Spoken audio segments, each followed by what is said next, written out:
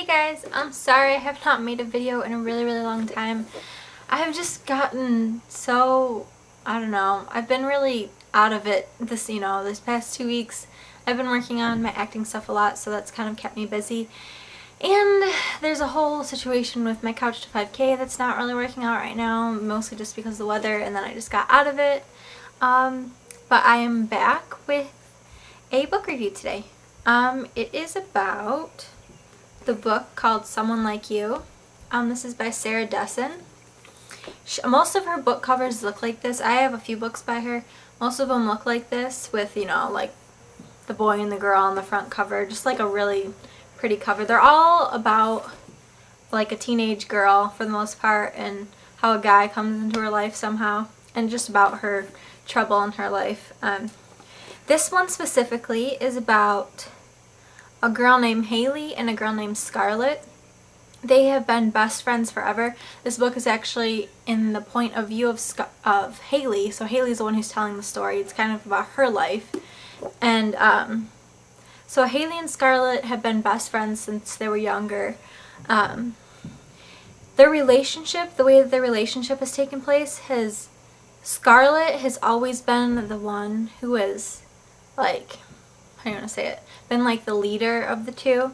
She's not like she's popular, but she's not like the mean popular girl. And Haley's kind of always been the girl that's tagged along with her, and they're like best friends till the end. They're inseparable.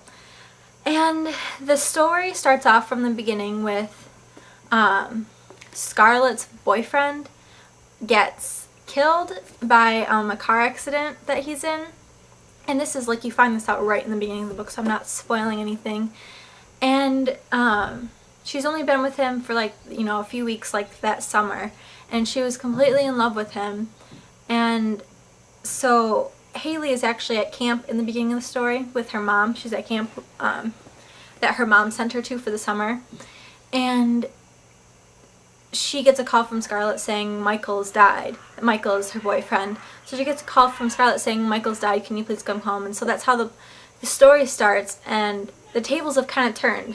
Because Scarlett has always been the one who's, been there for Haley and, like, guided her, And now the tables have turned, and Haley has to be there for Scarlett. And so it's just interesting to see how the relationship progresses and how their friendship never falters throughout the whole entire story. They're always there for each other. And this isn't really going to spoil much, but I mean, it tells you on the back. Yeah, it tells you on the back of the thing, so I'm not really spoiling it. Quite a ways through, maybe about 50 pages through, maybe more than that, we find out that Scarlett is actually carrying Michael's baby. We find out that she's pregnant, and so that's another thing that Haley has to kind of navigate through to help out, to be there for Scarlett. Scarlett decides to keep the baby, even though her mother wishes that she would just get an abortion. What else? Oh yes. So Haley's story, that's kind of what Scarlett goes through in the book. But what else Haley is dealing with in the story? She has always been best friends with her mom, as long as she could remember. Like they've always been best friends. She's always been able to tell her mother everything that's been going on in her life. And they went to this trip to the Grand Canyon, and after that, she always refers to this because they have a picture of it on their mantle, and she always refers back to that picture about how different she was back then. And after they went on that trip, things just started to change. Like they slowly started to drift apart, and now her mother's she just doesn't understand Haley anymore.